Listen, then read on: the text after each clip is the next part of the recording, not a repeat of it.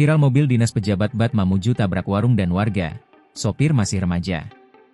Mobil Toyota Fortuner yang dikemudikan pelajar berinisial FA, 16 tahun, menabrak warung dan dua warga di Jalan Yosudarso, Kecamatan Mamuju, Kabupaten Mamuju, Sulawesi Barat, Sulbar, Jumat, 6 Februari 2026, dini hari.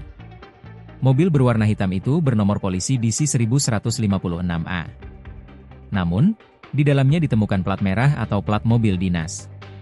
Kasih Humas Polresta Mamuju Ibtu Herman Basir membenarkan bahwa mobil Fortuner yang dikemudikan FA merupakan mobil dinas dengan nomor polisi DC7A yang kini dikuasai oleh Kepala Bidang Aset Badan Keuangan Aset dan Daerah, BAD, Kabupaten Mamuju. Jadi tadinya dipakai oleh DPRD, tapi sekarang dalam penguasaannya Kepala Bidang BAD, kata Herman kepada Kompas.com, Jumat, 6 Februari 2026, siang. Herman mengatakan kronologi kecelakaan ini bermula ketika Eva melaju dengan kecepatan tinggi saat melintas di Jalan Yosudarso sekitar pukul 00.10 WITA.